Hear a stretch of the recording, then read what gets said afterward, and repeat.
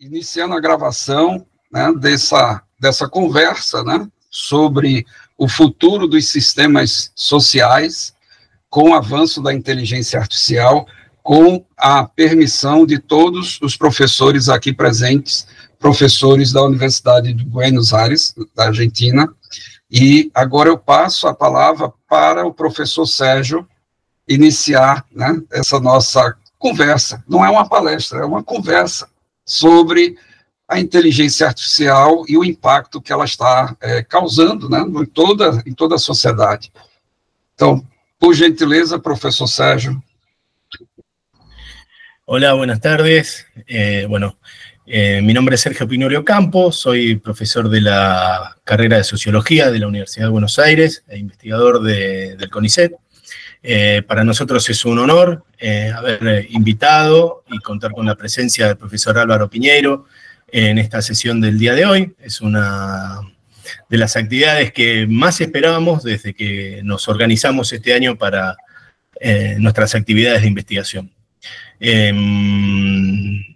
Le agradecemos la gentileza, la generosidad, su tiempo al profesor. La verdad que no tengo dudas que va a ser un placer y va a ser muy instructivo para todos conversar con hoy el día de hoy.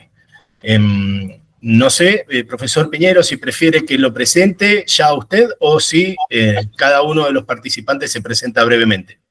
Fique a vontade, profesor Sérgio, fique a vontade. Bueno, entonces diría que cada uno de nosotros se presente en una o dos líneas y después que terminamos hago la presentación del profesor Piñeiro y ya puede empezar él su presentación del día. Miguel, presentate vos primero, por supuesto. Bueno, mi nombre es Miguel Ángel Forte, soy sociólogo de la Universidad de Buenos Aires, máster de Ciencia Política de Flaxo. He sido profesor titular regular plenario hasta la jubilación y ahora sigo en calidad de investigador formando parte de este grupo de investigación y dirigiendo hasta fin de año la investigación anterior. Estamos muy contentos de tenerte acá, Álvaro, y seguramente tu disertación nos va a ser tremendamente útil para todos los trabajos que venimos haciendo hace tiempo en torno a la comunicación digital. Así que muchas gracias, Álvaro, de nuevo, y bueno, encantado de tenerte en casa. Y investigador del CONICET, y por ahora es suficiente. Bueno, yo acá estoy, se me quedó fija la pantalla, disculpen. Bueno, el profesor Ruggiero. Gracias, Sergio. ¿Qué tal? ¿Cómo están todos? Hola, Álvaro, muchas gracias. Bueno, aquí Santiago Ruggiero, sociólogo por la Universidad de Buenos Aires y profesor de la misma casa de estudios. Bueno, tenemos un invitado de lujo que es Pedro Giordano. Pedro, presentate. Hola, buenas tardes a todos y todas. Bueno, mi nombre es Pedro Giordano, sociólogo, doctor en Ciencias Sociales, y bueno, por cuestiones de contexto político voy a poner entre comillas investigador del CONICET. Muchas gracias. Sergio. Buenas tardes, profesor Álvaro. Mi nombre es Sergio Refo Suárez, soy colaborador acá de este proyecto de investigación porque estoy transitando la carrera de Sociología. Muchas gracias, Sergio. Eli. Hola, buenas tardes a todos. Mi nombre es Elizabeth Ala, también colaboro con el proyecto hace un tiempito y también estoy cursando la carrera de Sociología, estoy próxima a recibirme, estoy a un pasito, así que nada, contenta de este encuentro hoy. Así que saludos a todos. Muchas gracias. Iván, me quedas vos y creo que después Juan Martín. Sí. Mi nombre es Iván Clos, soy licenciado en Sociología por la UBA, traductor, y colaboro con el grupo de UASI por mi interés en la teoría de Niklas Luhmann. Juan Martín. ¿Qué tal? Bueno, hola, gracias Álvaro por el encuentro. Yo soy Juan Martín Galeano, soy abogado, máster en Ciencia Política y Sociología de la Flaxo y doctor en Ciencias Sociales de la UBA, y soy docente en Sociología de la Organización en la Facultad de Económicas de la UBA. Bueno, excelente. Estos son los compañeros que están hasta el momento. Calculo que alguno más o alguna más ingresará en algún momento, así que cuando eso suceda, le pedimos que se presente. Bien. Bueno, muchísimas gracias por la presentación de todos y todas. Voy a presentarles al profesor Álvaro Piñeiro, y hecho lo cual, le voy a ceder la palabra para que comience su presentación del día. Mi nombre es Sergio Pignolio Campo, soy licenciado en Sociología de la Universidad de Buenos Aires, magíster en Comunicación y Cultura por la misma universidad y doctor en Ciencias Sociales por la misma casa de estudios. Actualmente soy profesor adjunto de la materia Niklas Luhmann y la Sociología de la Modernidad, y revisto como investigador de carrera del Consejo Nacional de Ciencia y Tecnología, CONICET de la Argentina. Soy miembro del directorio de la Red Latinoamericana de Ciencias Sociales y Complejidad y editor asociado de la revista Cinta de Moebio de la Universidad de Chile. Bueno, dicho eso, le quiero presentar al profesor Álvaro Piñeiro, que como les dije es un honor para nosotros contar con su presencia el día de hoy. El profesor tiene el título de postdoctorado por la Universidad Federal de Pernambuco en el área de inteligencia artificial en la toma de decisiones, y completó su doctorado en ingeniería de computación por la Universidad de Pernambuco, también sobre inteligencia computacional. Tiene una maestría en ingeniería de software por CISAR, en la reutilización de... perdón que se me chico. En reutilización en ingeniería de software, tiene un MBA en inteligencia artificial por la Unileia en el campo de marketing, tiene una especialización en gobierno digital por Verbo en el área de hiperautomatización, una especialización en gestión pública de la FCAP en el área de gobernanza, una especialización en ingeniería de software por la Unibratec en el área de metodologías. Completó su licenciatura en Sistemas de la Información por la FIR en el ámbito de, con especialización, con énfasis en la ingeniería de software. Es analista en gestión de tecnologías de la información y las comunicaciones en ATI, coordinador de sistemas, automatización digital e innovación en el PGEP por el CSI, es miembro de la Cámara de Gobierno Digital, GGD, CETED, SAD, y miembro de la Comisión ABEPTIC e Inteligencia Artificial, PROD estatales. Bueno, asusta un poco el currículum, profesor, así que sabe por qué es para nosotros un honor tenerlo aquí.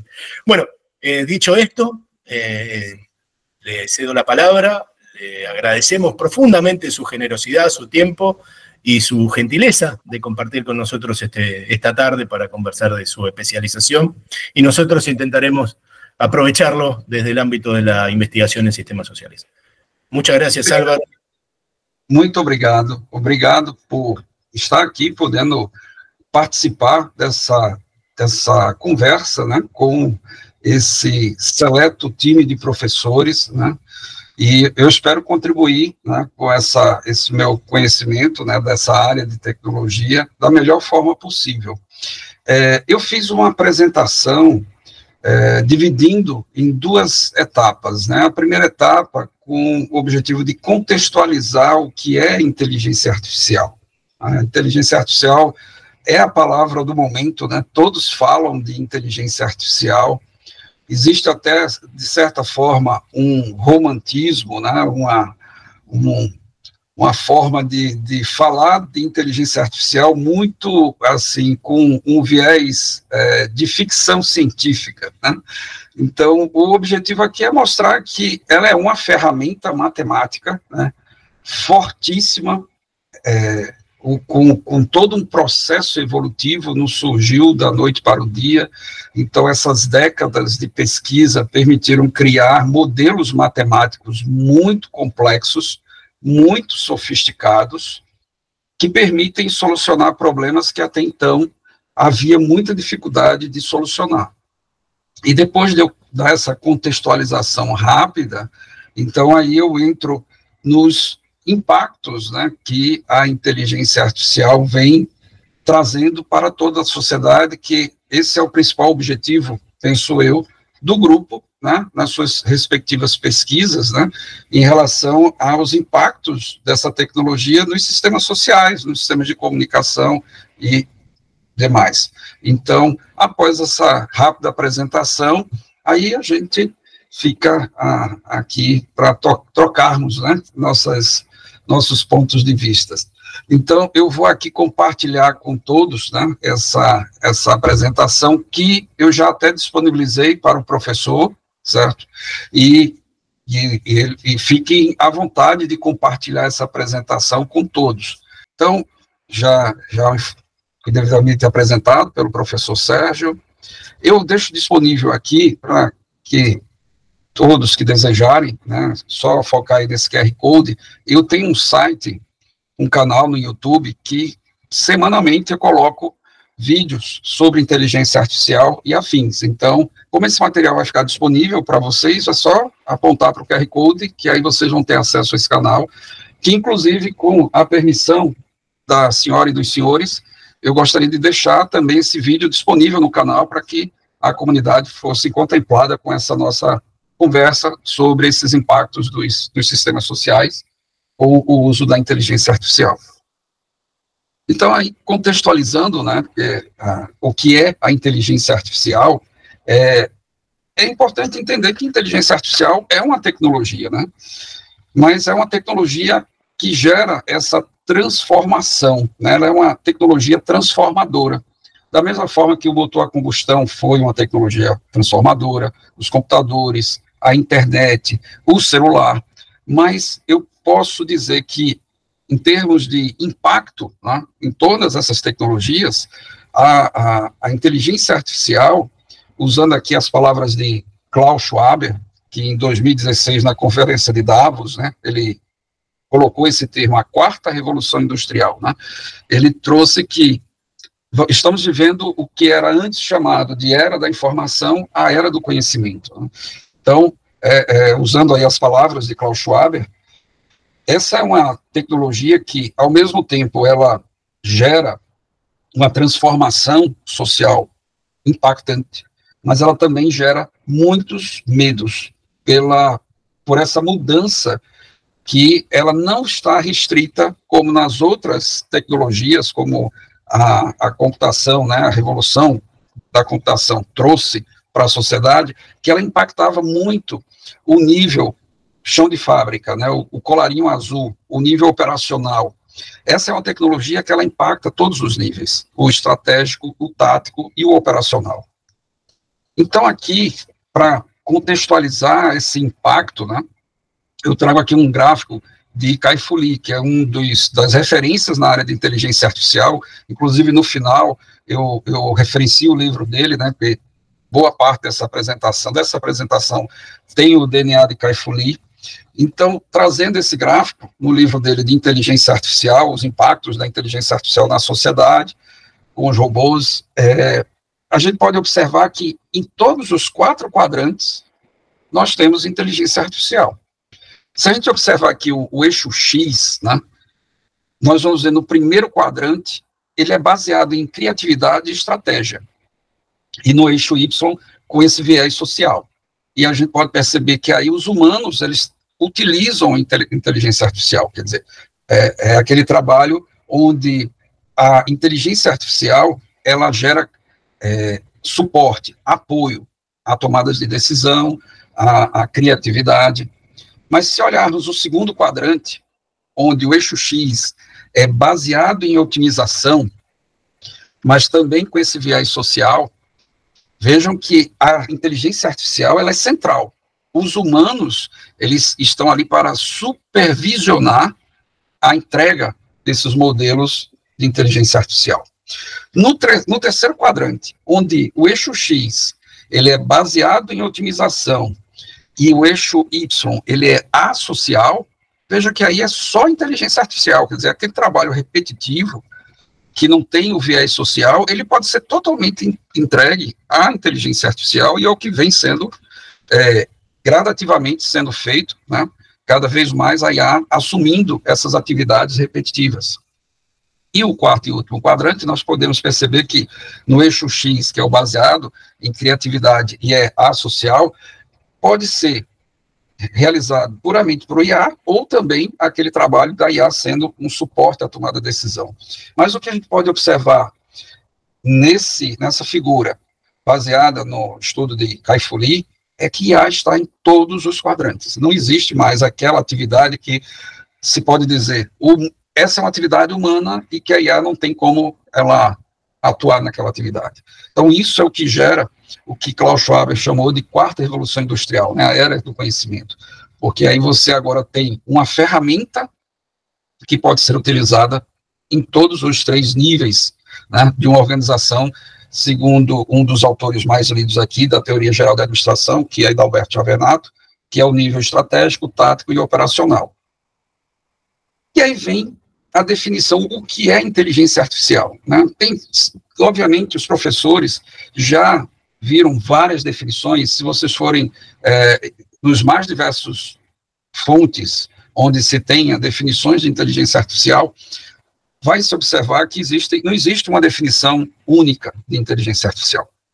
A que eu trago aqui é de 2 pesquisadores que, praticamente, eu posso dizer aos professores que nos cursos de ciência da computação, engenharia da computação, onde os alunos vão ter a disciplina de inteligência artificial, esse é o livro que é adotado praticamente no mundo inteiro nessa disciplina, que é de Russell e Norvig, né?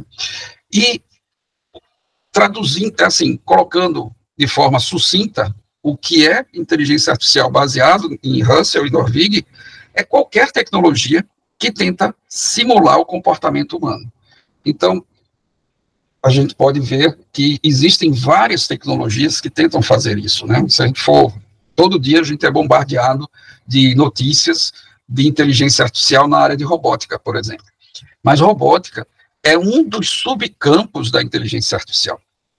A minha área de pesquisa é uma área muito focada em machine learning, aprendizado de máquina, que é um outro subcampo da inteligência artificial, e esse talvez seja o subcampo mais utilizado pelas organizações, porque quando a gente fala em aprendizado de máquina, a gente normalmente vai muito para o foco, a ênfase na ciência de dados, onde a organização ela tenta entender seus problemas com base nos seus dados, tanto problemas que já ocorreram, que é o Business Intelligence, o BI, como os problemas que estão para acontecer, né, estão se configurando, se a gente for para o Business Analytics, né, o BA.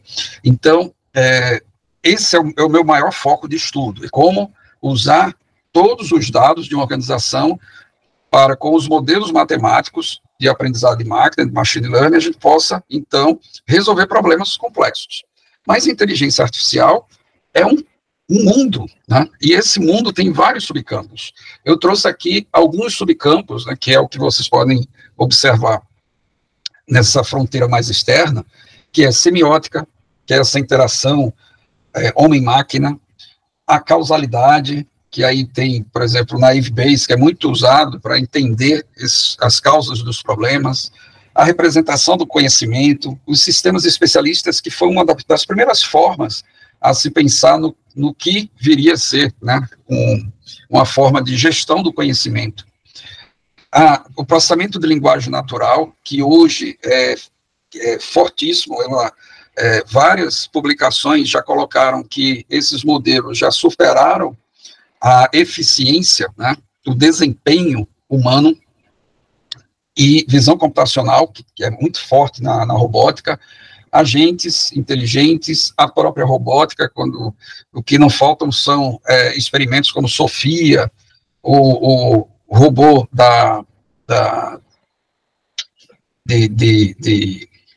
das empresas X, de Elon Musk, que agora fugiu o nome. Então, tem o Atlas da Boston Dynamics. Então, tem uma série de experimentações que já são até utilizadas na prática, né? Então, a robótica está evoluindo a passos largos. Mas aí eu trago o foco no que foi o meu estudo durante o doutorado, pós-doutorado, que é a parte de aprendizado de máquina, né? E quando a gente fala de inteligência artificial, então é aquilo que a gente foca em qualquer tecnologia que tenta imitar o comportamento humano. Mas quando a gente fala de aprendizado de máquina, são tecnologias que estão usando dados para o suporte, o apoio na tomada de decisão. E aí, esses dados, ou esses modelos, melhor dizendo, eles podem ser feitos de várias formas. Então, a gente pode colocar algoritmos em árvore, e aí eu trago aqui 2 exemplos de cada uma dessas abordagens, né? Mas são inúmeros modelos que existem para cada uma dessas abordagens. Por exemplo, dos algoritmos em árvore, eu trago aqui o Decision Tree, o Randall Forest. Para os algoritmos evolucionários, eu trago aqui o Generic Algorithm, o NSGA, que o GA, ele é monoobjetivo, o NSGA2, ele é multiobjetivo, ele resolve mais de um objetivo para que você queira que aquele modelo trabalhe para encontrar, por exemplo, o ótimo global, ou a melhor posição, a melhor regra entre objetivos conflitantes.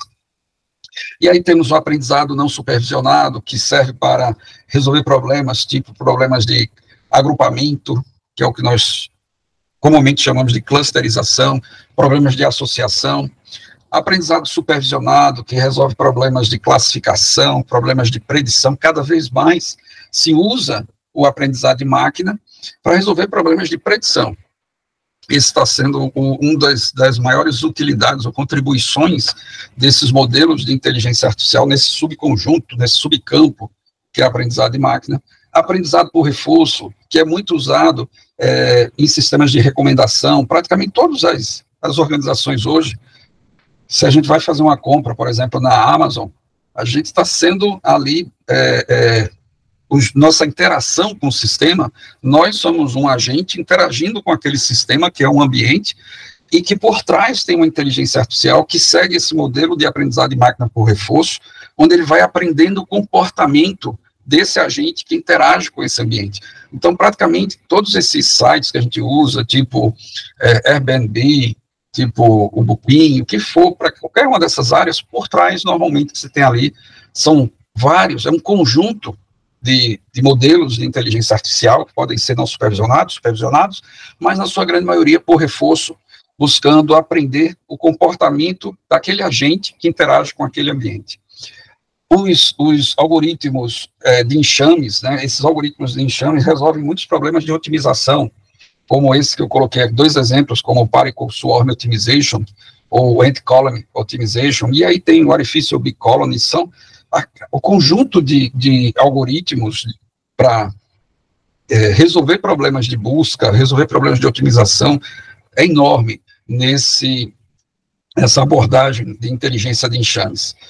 E existem os algoritmos estatísticos, esses são os mais antigos, né, e que ainda são, obviamente, fortemente utilizados, como a regressão linear, a regressão logística, o suporte vector machine, e aí você tem uma série de algoritmos estatísticos que ainda são fortemente utilizados, mesmo que hoje a abordagem que é mais utilizada, que vem sendo mais utilizada, é essa abordagem chamada aprendizado profundo.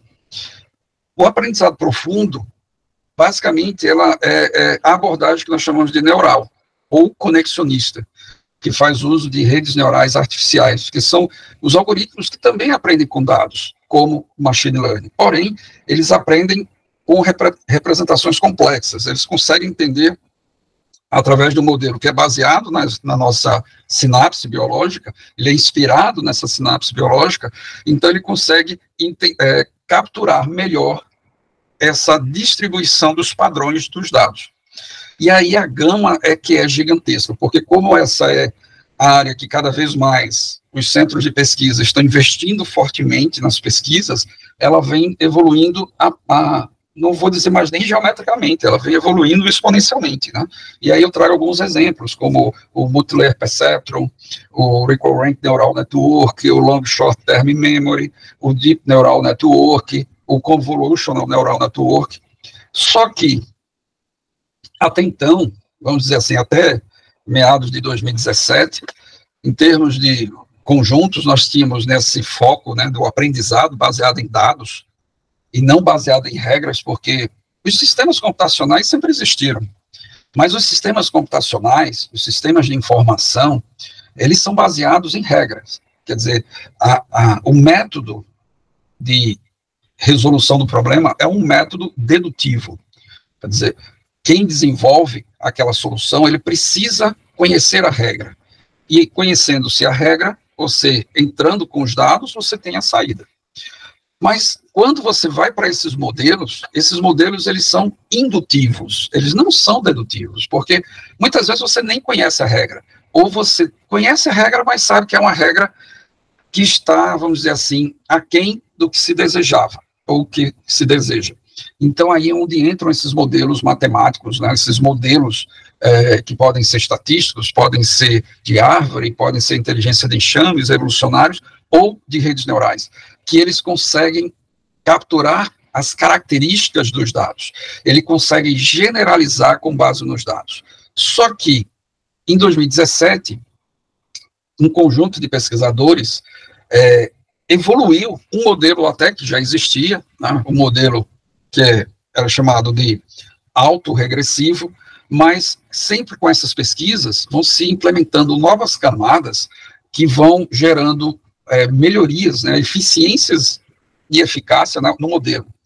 E esses pesquisadores geraram uma nova camada dentro desse modelo de rede neural artificial chamado de Transformer. Basicamente, o que se coloca muito desse modelo é que a atenção é tudo, quer dizer, a forma de se trabalhar com os dados, ela deixou de ser sequencial, ela passou a ser de uma forma de ponderação, de relevância entre os tokens, que são as palavras que são utilizadas, os símbolos, melhor dizendo, que são utilizados, e aí você conseguiu implementar de uma forma muito mais eficiente, muito mais eficaz a solução de problemas complexos. E aí passou-se a chamar esse conjunto de redes neurais, usando essa arquitetura, de redes generativas, porque elas são, apesar de seguirem a linha do processamento de linguagem natural, que, como vocês viram, é um subcampo da inteligência artificial, está lá em cima, mas ele tem um foco muito forte na solução de problemas, fazendo geração de dados sintéticos.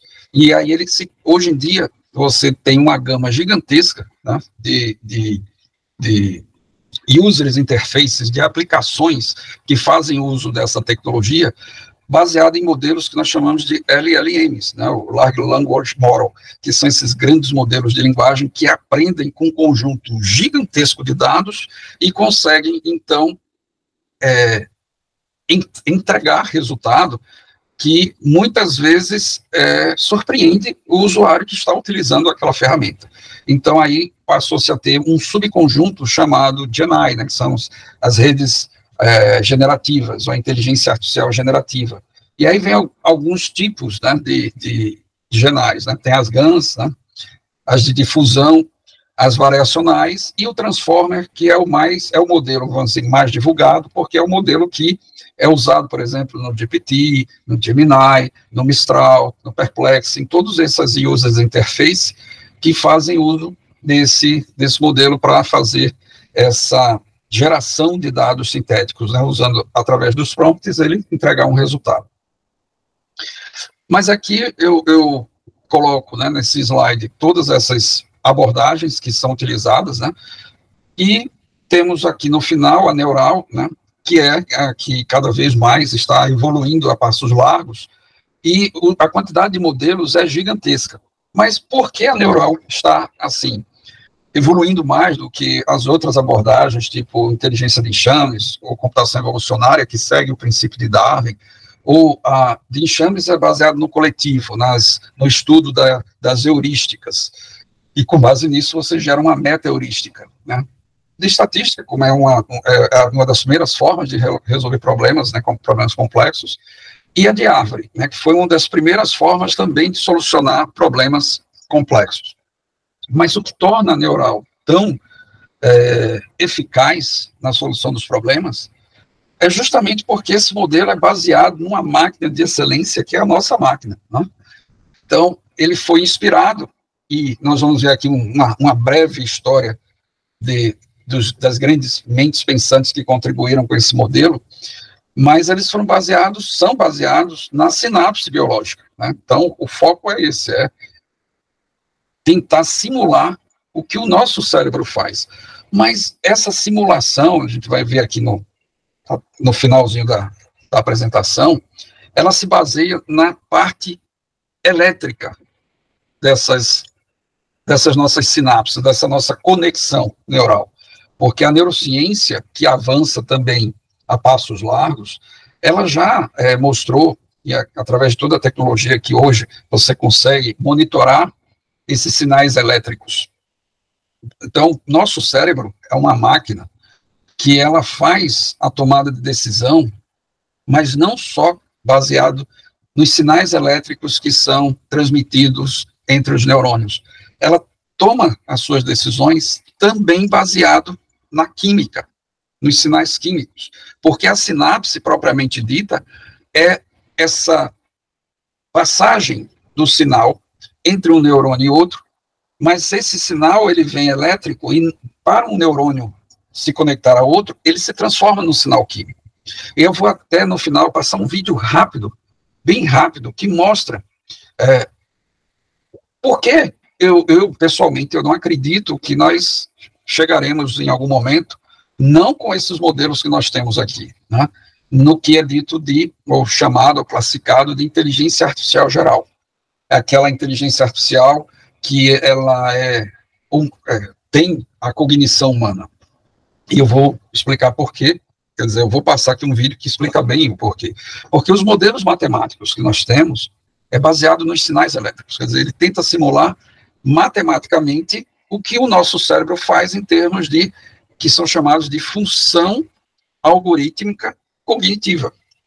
Mas nós fazemos também funções algorítmicas, funções não algorítmicas cognitivas. Quer dizer, nós não só resolvemos problemas matemáticos complexos, mas nós tomamos decisões muitas vezes baseado na emoção. E isso ainda não é modelado, quer dizer, não se conhece como é que essa química funciona.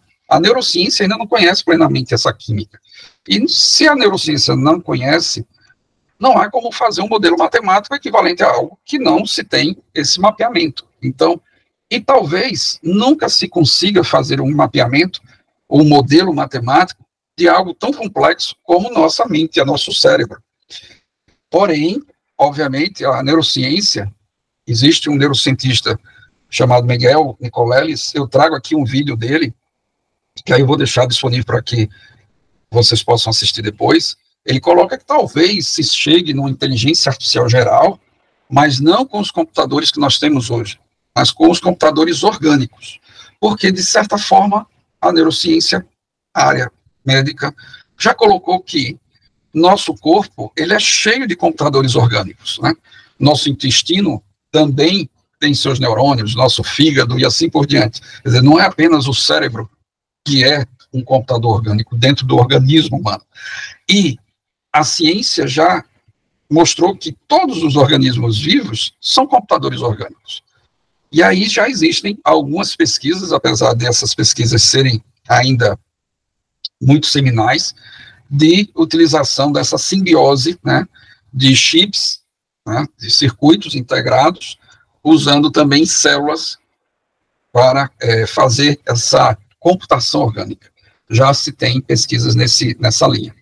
Mas, assim, falando rapidamente dessa evolução, o que permite que essas redes neurais artificiais, essas genais, né, essas redes generativas, sejam tão surpreendentes, é porque essa pesquisa, ela não começou há 10 anos atrás. Ela já vem sendo feita há muito tempo.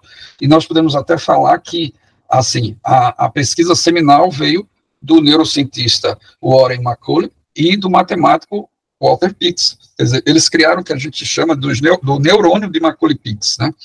Então, essa foi a primeira proposta, né, de fazer um neurônio artificial. E aí, a partir desses dois cientistas, vários outros vieram contribuir, né, cada vez mais com a evolução dessa pesquisa. Uma das figuras que maior contribuiu para esse tipo de pesquisa, ou esse segmento de pesquisa na ciência da computação, foi Alan Turing, com o seu teste de Turing, né, jogos da imitação. Mas aí vale até também importante citar John McCarthy, porque muitos colocam assim, mas esse computador ele não é inteligente.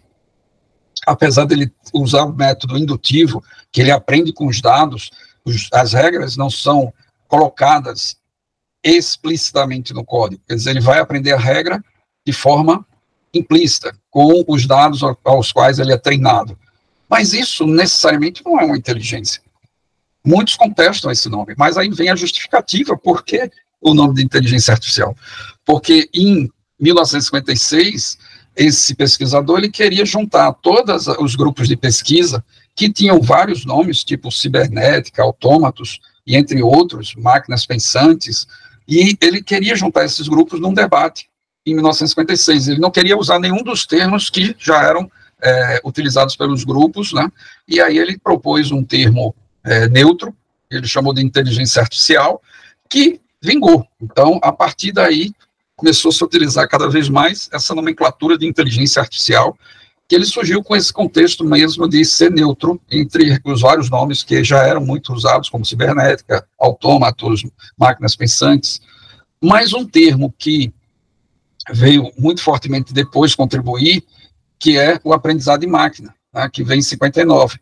Mas o modelo, pode-se dizer que assim, o modelo que foi de maior impacto, né, e que basicamente todos os modelos de redes neurais que nós temos hoje surgem dessa pesquisa desse psicólogo, o Franklin Rosenblatt, que em 1957 ele propõe o perceptron, estudando a célula da visão, ele propõe esse modelo, que basicamente ele vai nortear todas as demais pesquisas, que obviamente foram seminais, com ele se baseou de Macaulay e de Pitts, mas todos os demais vêm fortemente seguindo as bases de um perceptron, né?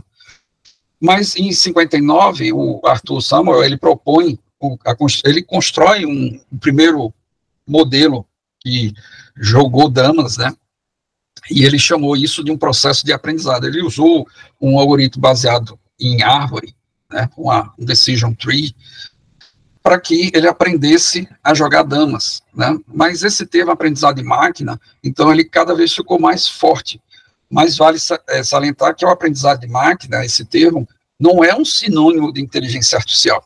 Ele, na verdade, é classificado como um subconjunto da inteligência artificial. A inteligência artificial é algo mais abrangente quando a gente entende, né, pegando a definição de Russell e Norvig, que qualquer tecnologia que tenta imitar o comportamento humano. Então, aí você tem a robótica, você tem uma série de outros, semiótica, vários outros campos de pesquisa. Em 60, esses dois pesquisadores, o Wildrow e o Huff, eles evoluem aquele modelo chamado Perceptron, criando o modelo Adaline, porque se a gente for olhar matematicamente, o que é que o modelo Perceptron tenta fazer? Ele tenta encontrar uma reta que separe objetos distintos. Então, o modelo Perceptron, na hora que ele encontrava a reta, ele separava objetos que estavam se buscando classificar, então ele parava. A evolução do modelo Adaline foi justamente não só encontrar a reta, mas encontrar a melhor reta que separe os objetos que você quer que aquela máquina aprenda a classificar, quer dizer, aprenda as características daqueles dados. Essa foi uma grande contribuição. Só que, quando chegamos em 69, esses dois pesquisadores, na verdade, o orientador e o orientando de doutorado, o Minsky e o Pepper, eles mostram que aqueles modelos até então, eles não conseguiam resolver o que nós chamamos de ou exclusivo dentro de uma tabela verdade. A tabela verdade são os operadores lógicos, né? Tem o e lógico, o ou lógico, o não lógico, e o ou exclusivo. E ele mostrou que o ou exclusivo não se conseguia resolver com os modelos de redes neurais que existiam até então. Quer dizer, foi um banho de água fria, o que foi chamado de inverno da IA, porque isso é um problema muito, muito básico na computação.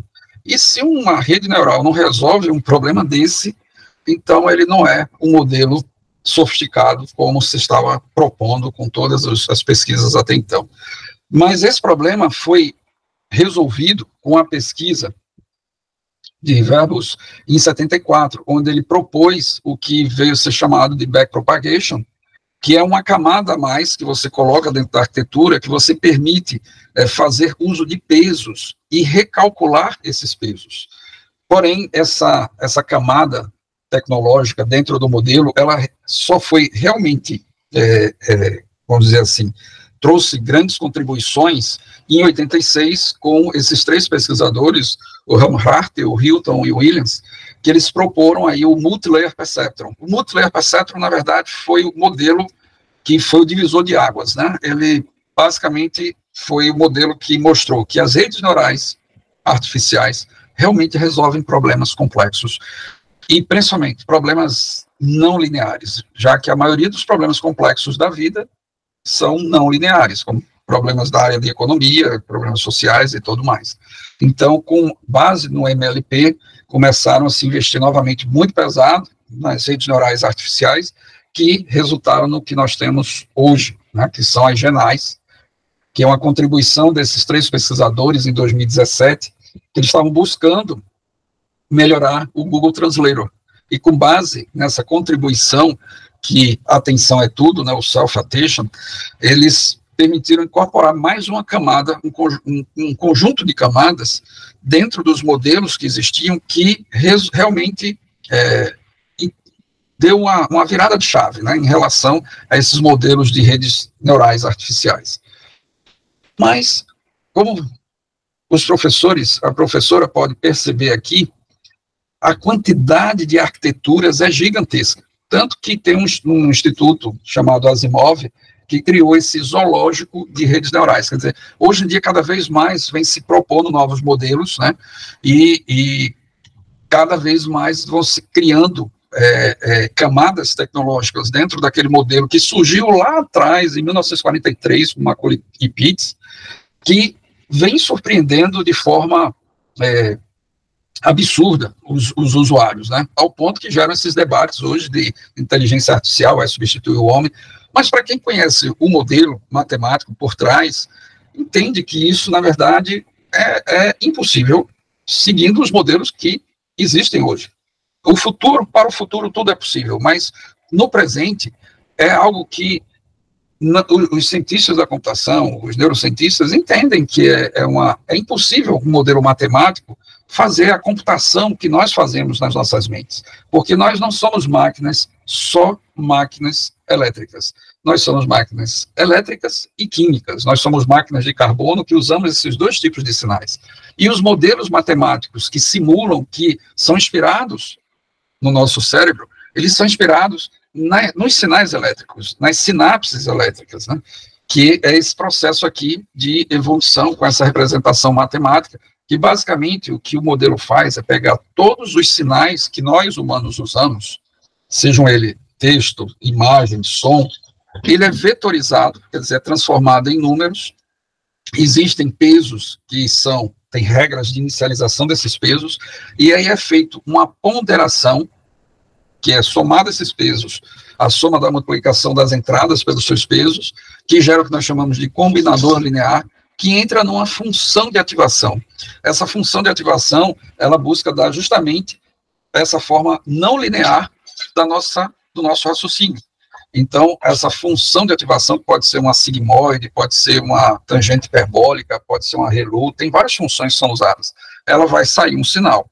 Se esse sinal não é o que se espera, que é dentro do processo de aprendizado, então é feito o recálculo dos pesos, e aí, depois desse recálculo, você tenta novamente fazer esse processo, é o que nós chamamos de backpropagation, até que ela aprenda. Então aqui, eu trago uma figura animada só para que as senhoras e senhores possam visualizar como é essa matemática que ocorre dentro de uma rede neural artificial. Vejam, aqui nós temos 6 neurônios artificiais. Tá? Imagine um GPT que usa 1 trilhão de cálculos desse. A quantidade de camadas dentro de uma arquitetura robusta dessas LLMs é gigantesco. Por isso que você precisa ter muita infraestrutura para poder rodar matematicamente esses modelos, né, que são chamados grandes modelos de linguagem. Mas, basicamente, tudo que ocorre ali é uma álgebra linear. Porque quando vocês olham para esse desenho que compõe uma rede neural, aqui nós estamos matematicamente fazendo multiplicação de matrizes. Então, você tem todos os dados de entrada são vetorizados, esses dados seja um texto, seja uma imagem, seja uma voz, isso vai ser transformado em número, que a gente vetoriza, vai ser feito um processo de normalização, e depois vai vir toda a computação matemática. Essa próxima figura, aqui eu vou colocar ela para rodar de forma animada, vocês podem entender melhor essa computação matemática que está ocorrendo aí por dentro, né? Então, você tem aquele texto, ele é vetorizado, depois ele é normalizado, e tem uma série de regras que tem que se seguir na ciência de dados, que é a codificação, a normalização, o balanceamento, fazer a retirada de outliers para que evite enviesamentos, né, do aprendizado de máquina. Mas, no final, o que acontece realmente, a mágica que acontece por trás desse modelo, é a computação matemática, é a álgebra linear.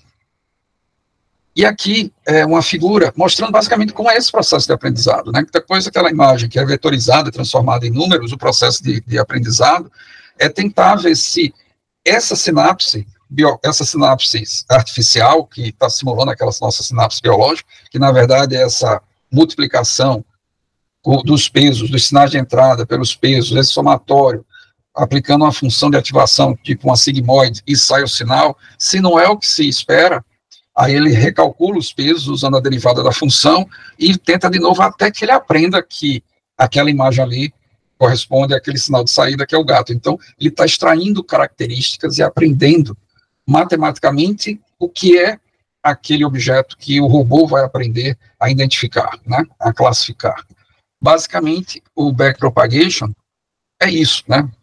É o processo de recálculo dos pesos, porque o peso é o componente que vai representar a sinapse, vai representar o aprendizado. Mas lembre-se que aqui é puramente um sinal elétrico, a representação do sinal elétrico.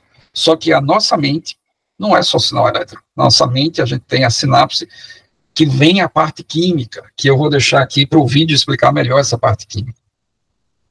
Mas se alguém perguntar, então, inteligência artificial é, né, qualquer tecnologia que tenta simular o comportamento humano. E o que é o aprendizado de máquina, então? O que é o aprendizado profundo? São duas possíveis formas de responder. É um método computacional inspirado na sinapse do cérebro biológico, ou então é um método matemático que realiza uma regressão não linear. Mas vejam que basicamente é isso que corresponde à inteligência artificial nesse subconjunto do modelo de redes neurais artificiais. Só que é tão impactante esse modelo que ele resolve problemas tão complexos que até então não se conseguia resolver, que todas essas IAs que vocês estão observando aqui já superaram o desempenho humano. Por exemplo, o reconhecimento da escrita, da fala, da imagem, da voz, a compreensão da leitura, a compreensão da linguagem, e alguns ainda não foram superados, mas estão em vias de serem, tipo a geração de código. Cada vez as IAs estão gerando códigos de computação, programando melhor do que os humanos, né? A conclusão de bom senso e a matemática, que cada vez mais esses modelos estão resolvendo cada vez melhor os problemas de extrema complexidade. Mas hoje, se a gente olhar esse modelo hoje, a gente pode considerar esse modelo um modelo básico, porque esse modelo ele processa alguns bilhões de parâmetros, alguns trilhões de parâmetros, né? E trabalha com alguns milhares de tokens. Lembrando que token é qualquer símbolo que nós usamos para comunicação. E isso só não é, vamos dizer, mais impactante, porque hoje a gente tem um fator limitador que é a infraestrutura.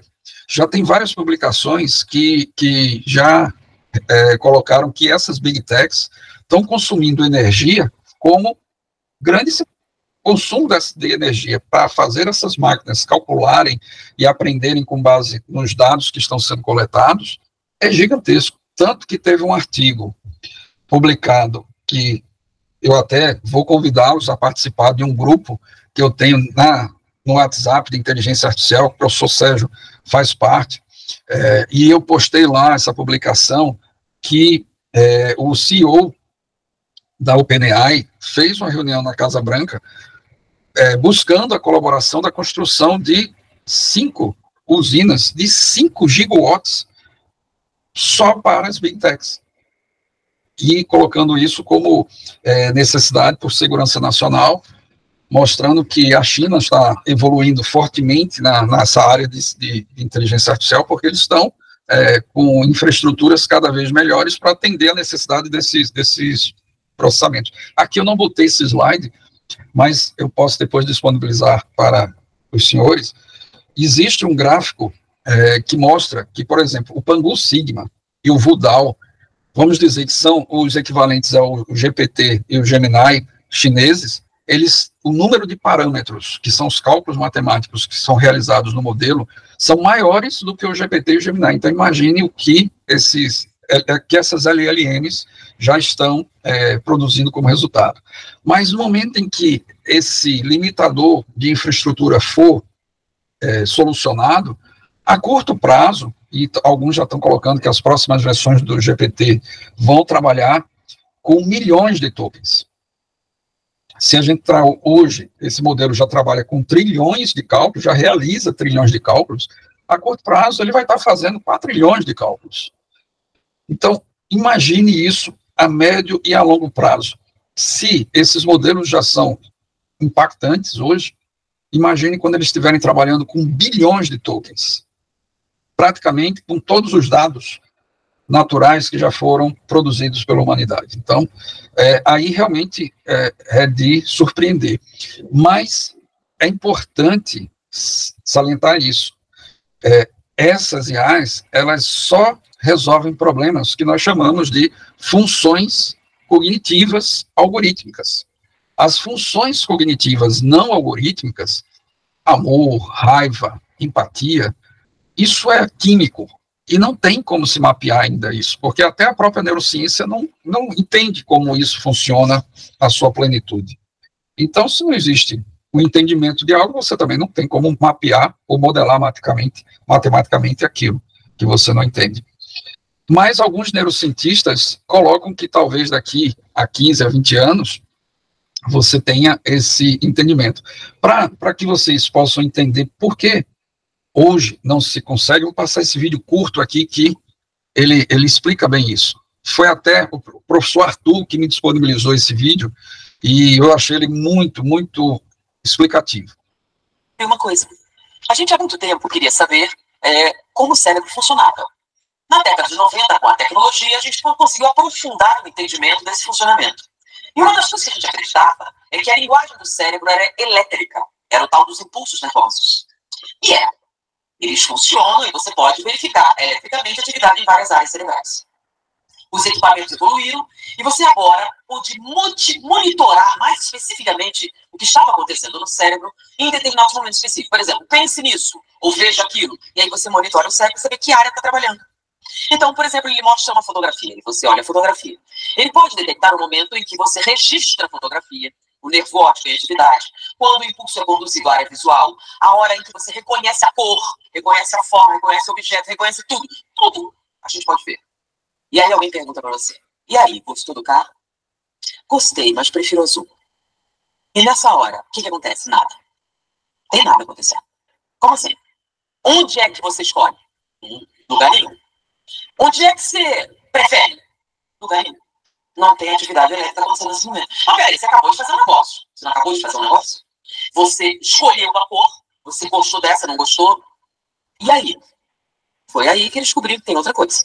Porque no momento em que você escolhe, gostei ou não gostei, prefiro azul ou verde, toda vez que você toma uma decisão desse tipo, não é dentro do neurônio, é fora.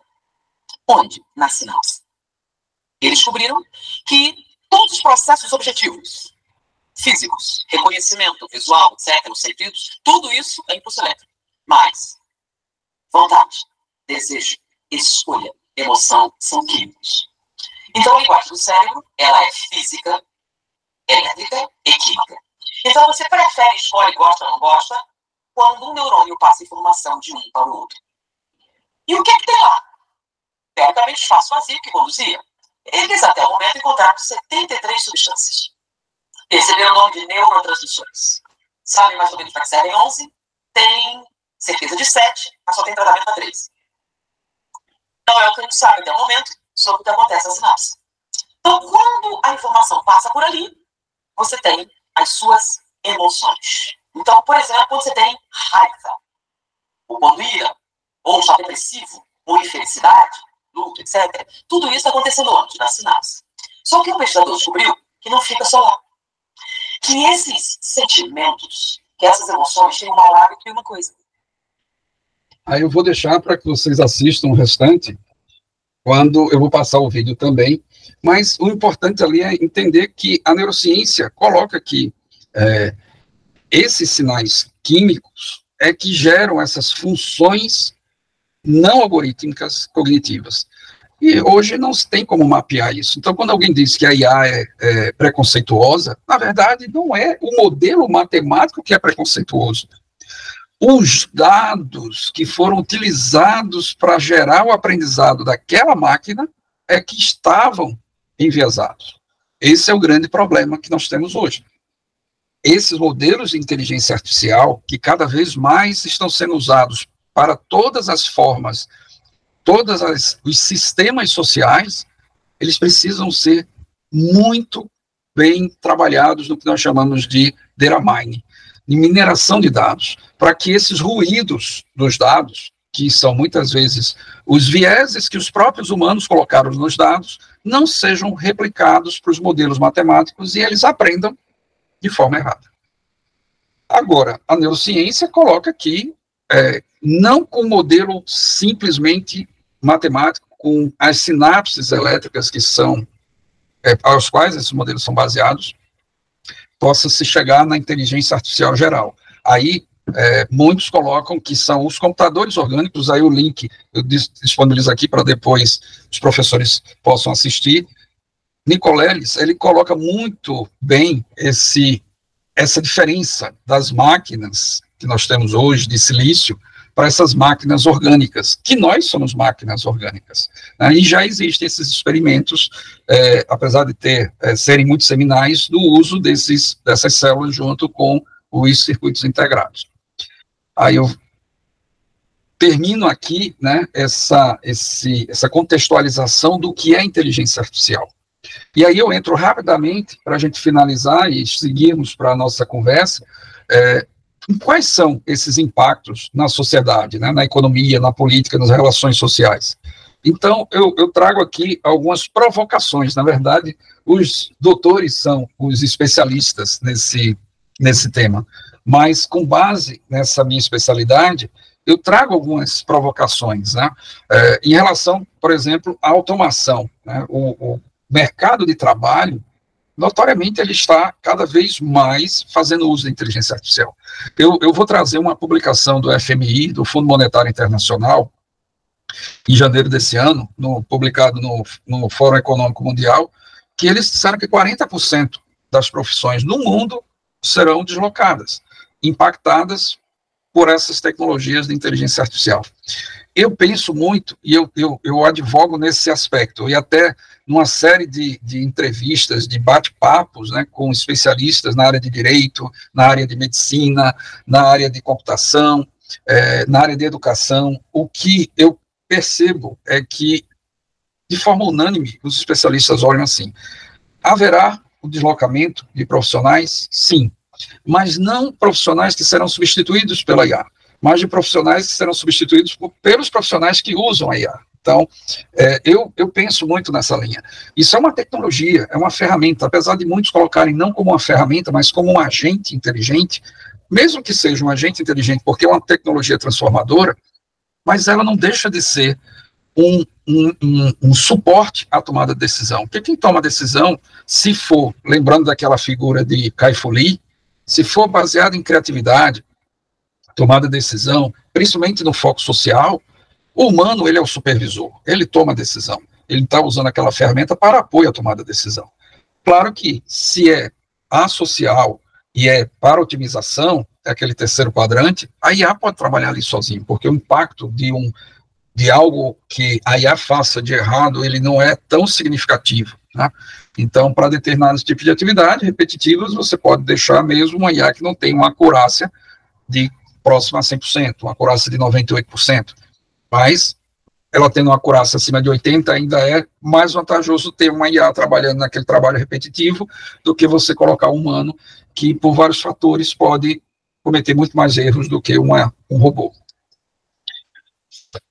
Mas o que se percebe é que esses modelos eles estão cada vez mais impactando no transporte, na saúde, nas finanças.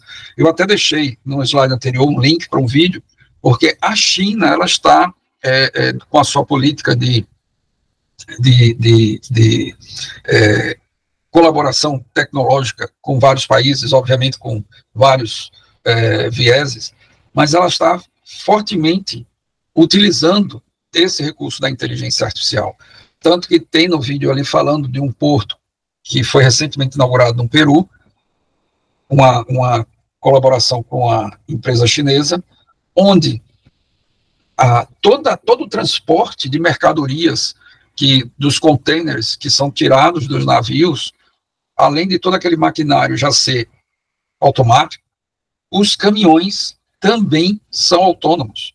Quer dizer, hoje se a gente olhar para qualquer porto de devidas proporções, ele já usa todos aqueles guindastes bem automatizados, mas os caminhões são dirigidos por humanos.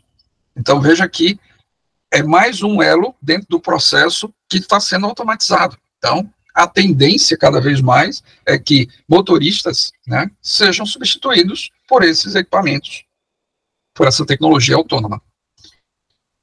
E aí vem o problema, né, que é o problema da desigualdade, né, social.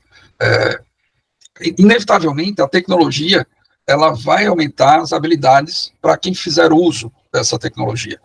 Eu fui potencializado com todas essas ferramentas. E quem é usuário de ferramentas de inteligência artificial, ele se torna um super usuário. Ele se torna mais eficiente, ele consegue entregar mais rápido aquele trabalho dele. E ele se torna mais eficaz também, porque ele comete menos erros. Mas a gente sabe que isso pode gerar ou intensificar mais ainda a desigualdade social, porque se não é toda a sociedade que tem acesso a essa tecnologia, você vai criar aí uma distância maior entre as camadas sociais. E todos aqui se lembram do escândalo, né, do Cambridge Analytica, né, mas essas tecnologias cada vez mais estão sendo usadas para tomar as decisões políticas. E elas trazem vantagens e trazem, como tudo na vida, desvantagem. Uma das grandes desvantagens dessas tecnologias é a falta de transparência. E eu posso até dizer que um grande problema do modelo das redes neurais artificiais é a falta de explicabilidade do modelo, porque ele é muito complexo para você fazer uma reengenharia e dizer, essa IA está sugerindo que se tome essa decisão por esse motivo. Quer dizer, essa explicabilidade do modelo, ele é muito complexo, tanto que isso ainda é pesquisa de doutorado em muitos centros de pesquisa, em muitas universidades, né, o que a gente chama de SHAI, de Explaining for AI, quer dizer, a explicabilidade da IA ainda está muito aquém, principalmente para esses modelos extremamente complexos.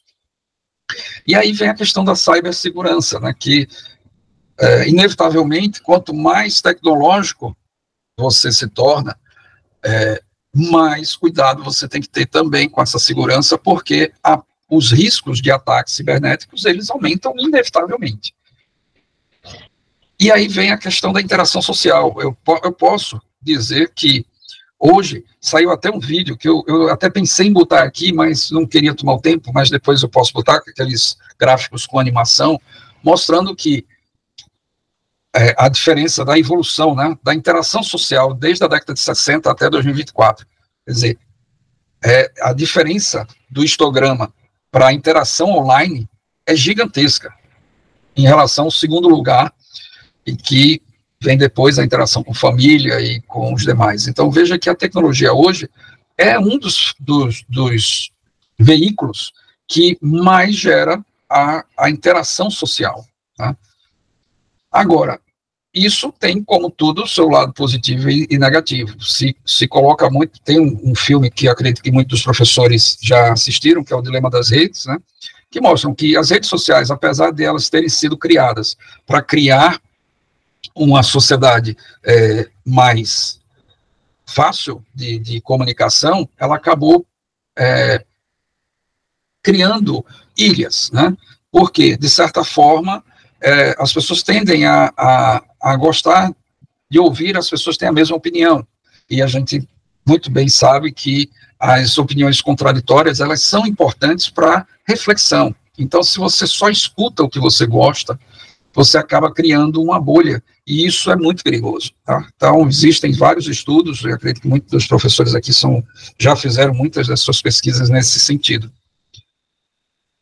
Mas eu sempre coloco um livro, é um livro de ficção, eu não coloquei aqui porque não é um livro de ficção, mas eu sempre recomendo esse livro, de um escritor alemão chamado Max Fischer, que é Homo Futurus. E, bom, eu sou daqueles que digo, olha, tudo que nós temos hoje, que é realidade, um dia foi ficção. Então, esse livro é muito interessante porque ele vai nesse sentido do neuroimplante, né? Basta dizer que Nicolelis, que é um dos neurocientistas o mais relevante que nós temos no país, aqui no Brasil, ele está trabalhando, contribuindo com a Neuralink de Elon Musk. E há uma série de pesquisas, né, e que provavelmente nossa capacidade cerebral ela poderá ser muito potencializada com esses neuroimplantes. Então, isso, se seguir aquela linha do Homo Futurus, há uma tendência, né, desse uso dessa tecnologia, e, usando as palavras do Miguel Nicolelis, provavelmente os implantes neurais vão ser a outra grande revolução, da mesma forma que a inteligência artificial está sendo agora, que os celulares foram no passado recente, e que os computadores foram anteriormente, e que o motor a combustão mais atrás. Então, com base nisso, eu deixo aqui, finalizando, essa lista de livros de referência que eu considero assim, basilares para o entendimento da inteligência artificial. E aí eu finalizo a apresentação, espero não ter me prolongado muito, mas é um tema que eu gosto muito e acabo falando bastante. Bueno, Álvaro, muchas gracias. No pasa nada, al contrario, agradecidos nosotros de que te extiendas. Muy completo todo. Ya de por sí teníamos preguntas para hacerte, imagínate después de semejante exposición. Bien, como yo suelo hablar habitualmente con vos, voy a dejar mi turno, digamos, para hacer preguntas a los compañeros que están aquí presentes, ¿verdad? Me parece que se puede aprovechar un poco más la sesión con las preguntas de ellos, y en todo caso, si hay algún momentito en el que yo pueda intercalar mis dudas, lo voy a hacer, ¿bien? Así que te agradecemos que te hayas extendido, no es ningún problema, al contrario.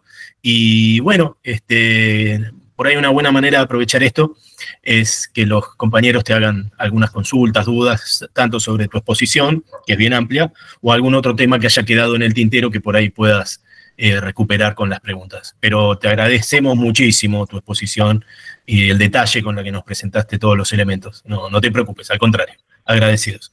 Así que bueno, cedo la palabra a quien quiera preguntar, si no hago alguna para romper el hielo yo, chiquitita, y después nos vamos turnando para preguntarle a Álvaro. Muchas gracias de nuevo, Álvaro.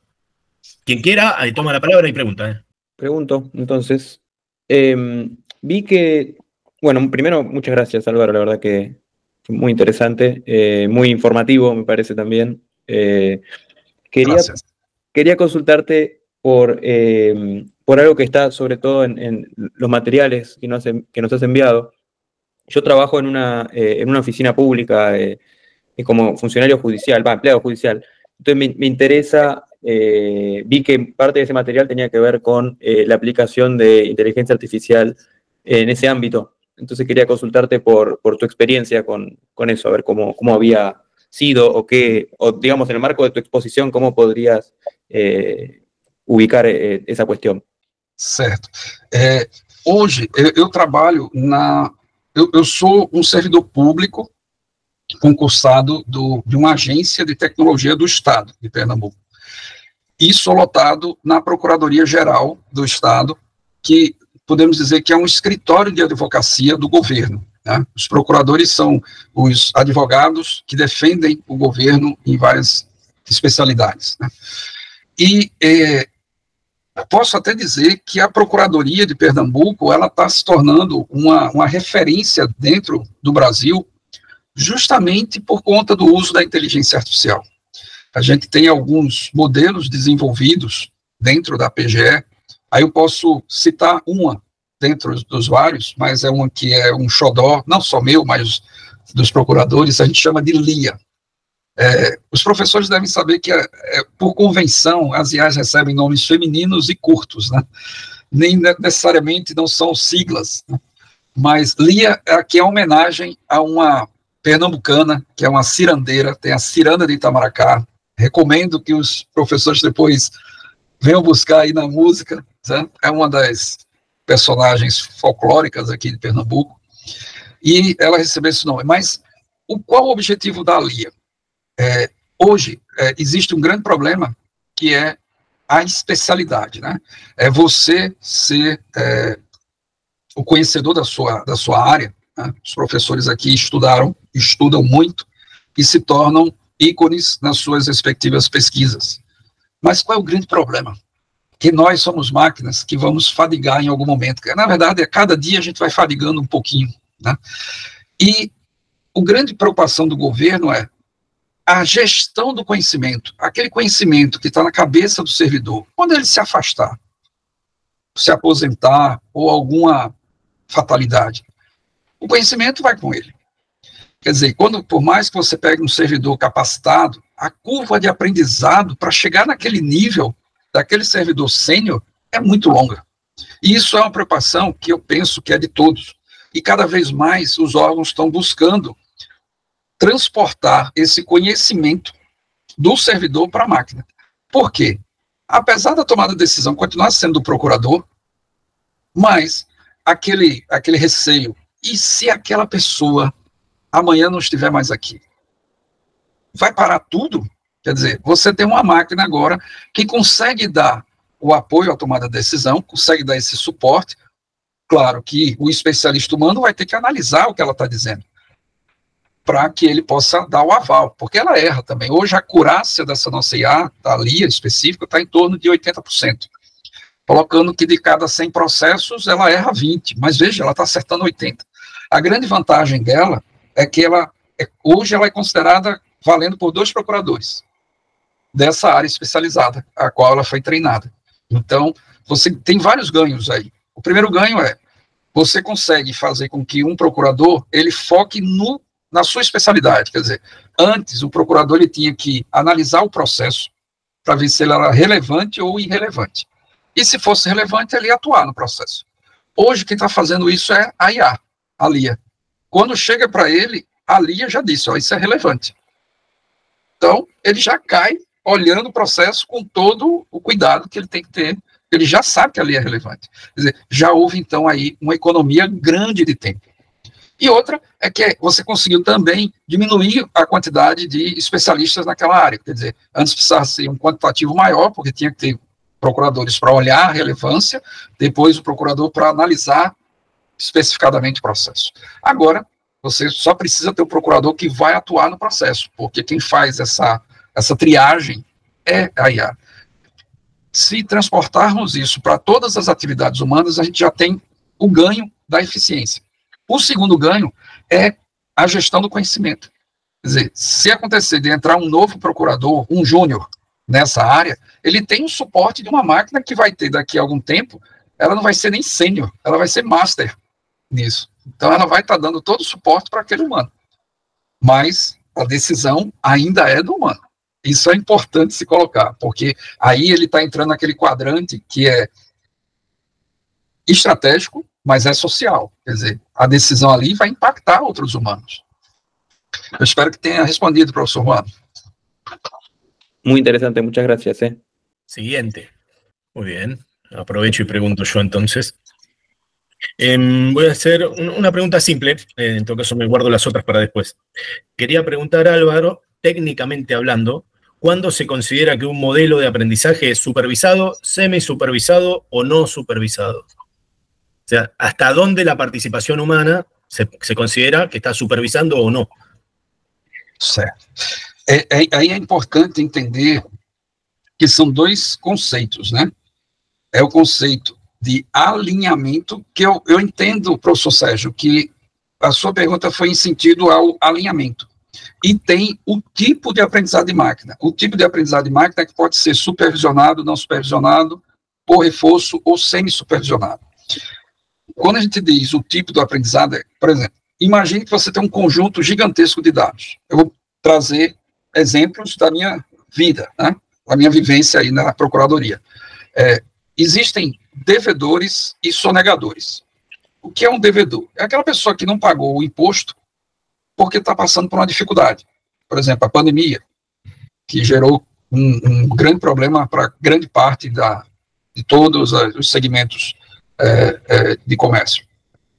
Mas tem um sonegador. O sonegador, ele pode até pagar, mas ele acha que é abusivo, ele não quer pagar, então é diferente.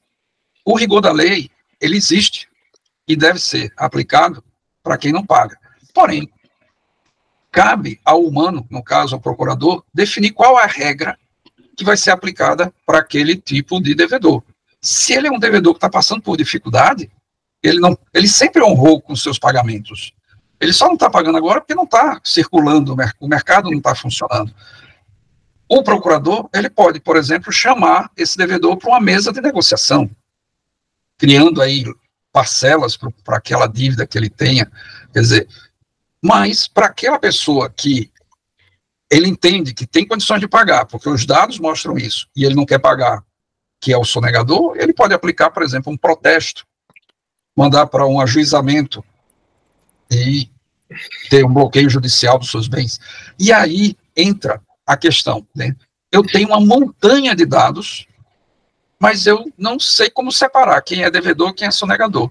Aí eu posso usar um algoritmo, aí tem vários modelos para isso, tem o CAMINS, o Hierarchy Clustering Algorithm, o SOM, que é o Self Optimization Map, que você dá os dados e o algoritmo, matematicamente, ele vai separar em dois grupos, porque você está querendo separar em dois, mas pode ser 3, 4 grupos, que é o número de K. Nesse nosso exemplo, separa em 2 grupos. Aí o humano entra por amostragem, olha para aquele grupo, eu conheço algumas empresas aqui, eu sei que esses daqui são devedores. Se todos que estão agrupados são por uma semelhança matemática, então eu sei que todos daquele grupo ali, eles são devedores. O outro grupo é sonegadores. Quer dizer, eu consigo matematicamente fazer uma separação rápida, eficiente, eficaz, de dados que eu não conheço. Isso é o que nós chamamos de não supervisionado. O supervisionado é quando eu conheço os dados. Eu já sei que esse grupo aqui, esse dado é de sonegadores, e esse dado é de devedores. Eu quero que uma máquina aprenda a classificar.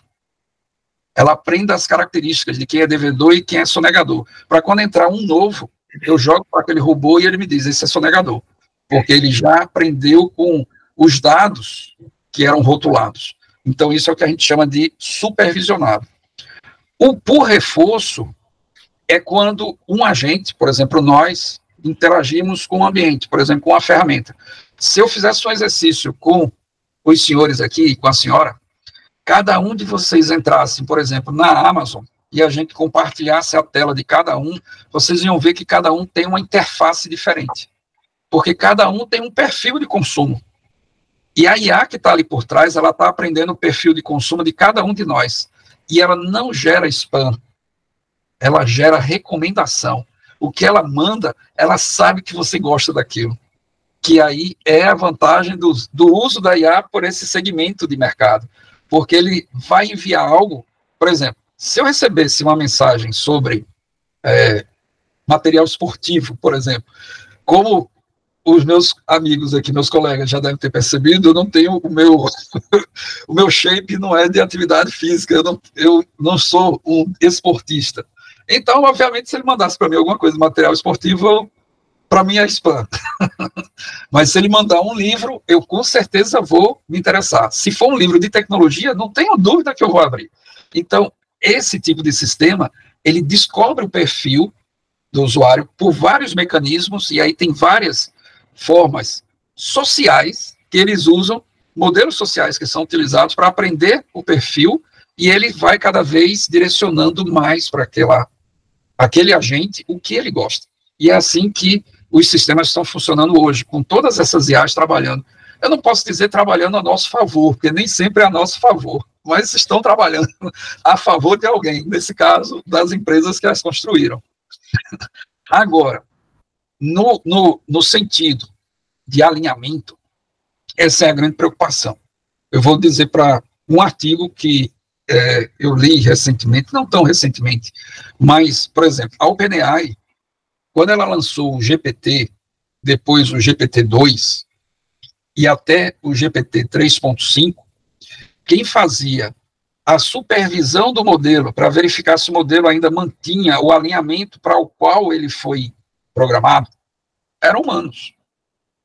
Mas o GPT-4, ele está tão grande, o modelo é tão grande, que é um trabalho impossível ser supervisionado por humanos. Quer dizer, hoje a OpenAI usa o GPT-2 para supervisionar o GPT-4. Quer dizer, é uma máquina supervisionando outra máquina para ver se ela continua alinhada, que é o grande problema dos modelos, né? O grande problema da computação é manter o alinhamento, que o termo muito usado hoje em dia é o alucinar, né? O alucinar é ele responder algo que não era alinhado ao objetivo inicial, ao qual ele foi programado.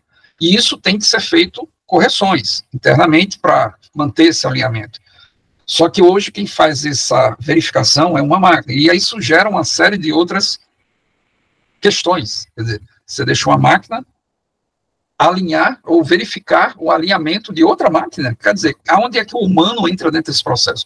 Aí vem essa questão do volume, né? O volume se torna, é o big data, né? Esse grande volume de dados que torna impossível a atuação do humano, mas também gera uma série de outros, não vou dizer problemas, mas gera uma série de outras questões que precisam também ser pensadas, né?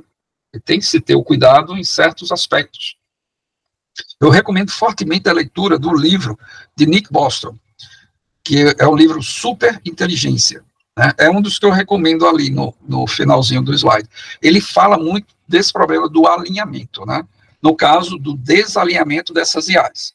Então, assim, trazendo rapidamente, a problemática que ele coloca é que, e obviamente os professores já perceberam isso, muitas vezes os modelos geram uma saída a um prompt, e se a pessoa que não tem a especialidade daquela área, compra aquilo como uma verdade, porque a entrega é tão bem montada, né? O resultado, ele traz até, às vezes, referências que, se a pessoa não tiver o conhecimento profundo, ele vai comprar aquilo como uma verdade. E isso é muito complicado, porque qual é a função desses modelos? Responder uma pergunta. Ele em nenhum momento vai dizer, eu não posso lhe responder, ou vai lhe jogar uma interrogação. Se você lançar um prompt, a programação dele é responder o prompt. Agora, para que ele possa responder da melhor forma, a pergunta tem que ser bem feita. Quer dizer, ela tem que ser verticalizada. Porque se você fizer uma pergunta rasa, horizontal, ele vai buscar o conhecimento que ele tem daquele assunto superficial, e vai lhe dar uma resposta superficial, que muitas vezes não é a resposta que você gostaria, ou nem é a resposta apropriada. Que ele possa ir buscar na base e verticalizar, é preciso que o prompt seja muito bem feito. Eu vou dar um exemplo. Hoje, você não precisa mais programar. Existe uma ferramenta que nós, cientistas de dados, usamos, que é chamada de Colab, que é uma ferramenta da Google, online. Você chega lá e você escreve o código em Python, que é a linguagem que nós usamos para fazer ciência de dados. Mas hoje, o Colab, ele vem associado ao Gemini. Então, eu posso chegar e clicar no prompt e dizer assim, use o algoritmo Camis com base nesses dados e me crie um gráfico de dispersão pela quantidade de Ks informado. Aí ele vai gerar um código Python para gerar, usando o Camis, esse gráfico de dispersão, com o K igual a 2, por exemplo, que eu tenho mandado. Eu não digitei uma linha em Python e ele fez o Python. Aí você pode perguntar assim, então não vai precisar mais de programador? Vai. Só que esse programador que está fazendo ciência de dados, para que ele possa gerar aquele, quer dizer, o Gemini possa gerar aquele código, ele tem que saber fazer a pergunta. Aí é onde entra o especialista. O especialista vai ter que existir, ele vai ter que continuar estudando muito, para saber fazer a melhor pergunta para que o retorno que a ferramenta dê seja a melhor possível. Aí é a diferença. É que a ferramenta está otimizando o trabalho. Porque antes os cientistas de dados já sabiam o que ia ser feito. Ele já tinha mentalmente o código dele na cabeça, mas ele tinha que gastar o tempo fazendo o código. Porque não existia um modelo de linguagem que gerava aquele código para ele. Então ele tinha que codificar. Hoje você tem um modelo de linguagem que gera o código, mas mentalmente ele ainda está pensando em como ele precisa daquele código para que ele possa fazer a pergunta. Ele simplesmente tornou o trabalho dele mais eficiente, porque ele eliminou a etapa de codificar, mas aquela etapa de pensar ainda existe e sempre vai precisar.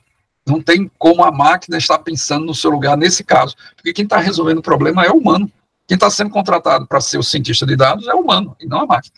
Ele está usando só uma ferramenta para acelerar o processo de resolução de um problema.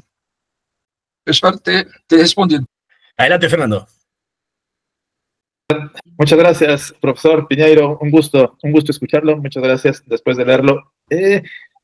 Perdón, Fernando, es tarde, pero habíamos dicho que cada uno que se incorporaba a la presentación hiciera una breve presentación de sí mismo. Así que decile al profesor. Perdón. Bueno, profesor, yo trabajo alrededor de los libros, proyectos editoriales, y estoy haciendo una tesis de cómo los catálogos de las librerías impactan el ecosistema de innovación de las ciudades.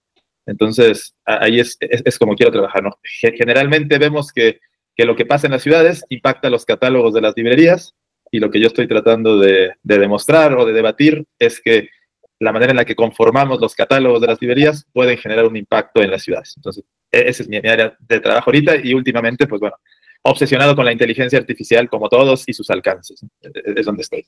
Y bueno, gracias. Lo que quería preguntar es, leí con gran interés los documentos que nos compartió el profesor Sergio, y luego busqué otros trabajos de usted, ¿no? En especial me llamó mucho la atención esto del DSRM, del Design Science Research Methodology, y sus análisis sobre el crédito, el riesgo en el crédito. Entonces, lo que he estado pensando en estos días es si desde una perspectiva lumaniana hablamos del acoplamiento estructural, y si, como decían sus últimas pantallas, la inteligencia artificial no incorpora bien los modelos de representación para pensar como un cerebro humano.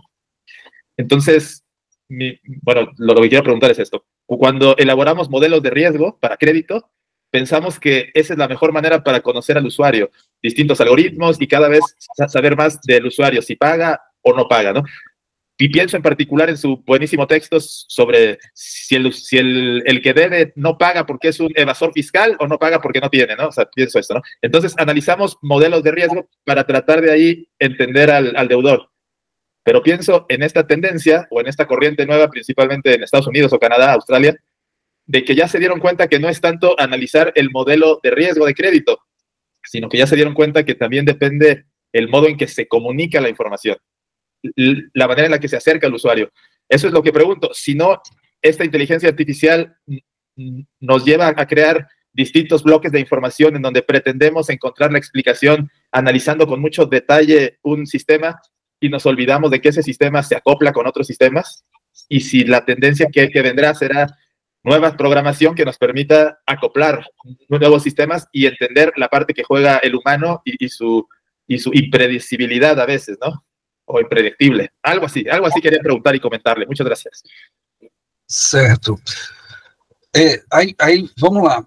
Hoje há uma tendência, cada vez eu não posso afirmar que todos os sistemas hoje de análise de crédito eles sejam sistemas baseados em redes neurais, né? Mas eu posso até dizer que a grande maioria são. Antigamente, a análise de crédito eram modelos estatísticos, né, que classificavam aquelas pessoas em faixas, né, A, B, C e N, aí, para receber ou não crédito que eles estavam buscando. O que a gente percebe é que cada vez mais a área financeira, mas não só, mas essa muito, muito fortemente, vem usando esses modelos, né, de redes neurais artificiais para fazer análise preditiva, inclusive análise de crédito. E qual é a grande diferença, por exemplo, de eu estar usando uma rede neural, Multilayer Perceptron, ao invés de estar usando uma regressão linear, que é um modelo estatístico fortemente usado para fazer esse tipo de classificação? É porque as redes neurais, elas têm uma característica bem, vamos dizer assim, impactante no aprendizado dos dados. Porque os professores devem ter percebido que os modelos são baseados naquelas entradas, que nós chamamos de X, e em várias camadas ocultas, ou camadas intermediárias, e a saída, que é o Y. Essas camadas ocultas, quanto mais camadas nós colocamos, e quanto mais neurônios artificiais em cada camada, isso dá uma possibilidade para o modelo aprender características ocultas do dado. Por isso que a gente chama até de camadas ocultas ou intermediárias. Por quê? Basicamente, o que esse modelo faz? Isso é uma grande contribuição de 2 cientistas que ganharam até o Nobel esse ano de física, que é o modelo de Hopfield e o modelo de Hawkins. Esses 2 modelos, basicamente, um evoluiu com a máquina de Boltzmann, o modelo anterior. O modelo anterior, Hopfield, e a gente tem um modelo de rede neural chamado modelo Hopfield, basicamente ele usa essas funções, tipo uma sigmoide, pode ser uma tangente, uma ReLU, tem várias funções matemáticas, para quebrar o conceito linear, por exemplo, de uma regressão logística. Então, quando aquele dado entra, e é o que a gente chama de combinador linear, que é os dados de entrada, o X multiplicado pelos pesos, a soma dessa ponderação, isso vai entrar na função e vai sair um valor entre 0 e 1, que vai ser mais ou menos aquele conceito de jogar o dado e ter uma probabilidade de dar um valor ou outro, né? Então, ele deixou de ser um valor exato, ali passou a ser uma probabilidade. A contribuição da máquina de Boltzmann, que veio em seguida, é que quanto mais camadas você coloca dentro desse modelo, você consegue gerar um aprendizado da distribuição desses padrões. Então, esse aprendizado da distribuição do padrão não é do padrão. Isso fica mais próximo ao que nós, humanos, usamos para tudo. Porque a gente aprende. Nós somos máquinas também, desculpe colocar isso, mas nós somos máquinas de carbono. Nós somos máquinas que fazemos ontologia desde quando nascemos até quando vamos morrer. Porque todo dia a gente está aprendendo a classificar novas coisas, né? Surgiu um novo termo. Eu sempre trago aquele exemplo da criança que tudo para ela é bichinho. Aí o pai diz assim, isso aqui é um gato. Então ela passou agora a especializar. Ela não vai chamar mais de bichinho, vai chamar de gato. Depois aprendeu o cachorro. E aí ela está aprendendo o nome dos animais. Um belo dia o pai leva ela para o zoológico e ela vê um gato grande. Aí ela vai chamar de gato grande. Aí o pai vai dizer, isso é um tigre. Aí ela já especializou e assim a gente vai na nossa vida aprendendo os novos termos de todos os objetos da nossa análise. Nossa árvore de ontologia vai crescendo. Basicamente é isso que esses modelos fazem. Mas a grande vantagem no modelo da rede neural é que ele aprende a distribuição do padrão, que é como o nosso cérebro funciona, né? Quando a gente vê uma imagem de um lobo, como é que a gente distingue um lobo de um cachorro? É que nosso cérebro, ele aprendeu não só a classificar o lobo, mas ver a distribuição dos padrões que compõem o lobo. Ele é maior, apesar de ter todas aquelas características comuns, do focinho, do rabo, da orelha e tudo mais, mas ele tem características que o classificam diferente como lobo. Essa distribuição desses padrões o nosso cérebro está captando. E ele é extremamente otimizado, né? Então, nós batemos o olho e já classificamos rapidamente, depois que a máquina aprende. O que a gente está fazendo nesse modelo é justamente fazendo, quanto mais camadas a gente bota, obviamente a gente precisa de mais infraestrutura, essa é a grande diferença das máquinas de silício para nós, máquinas de carbono, que nosso cérebro é extremamente otimizado e ele consome muito pouca energia para o processamento que ele faz. E essas máquinas de silício consomem uma quantidade de energia enorme para fazer um processamento equivalente. E aí, com esse aprendizado padrão, ele consegue cada vez resolver melhor aquele conjunto de dados. Então, lhe respondendo, professor, é a questão desse modelo, ele conseguir captar melhor a distribuição dos dados, dos padrões desses dados, é que faz com que ele cada vez seja mais utilizado por todas as áreas, principalmente na área financeira, para análise de crédito.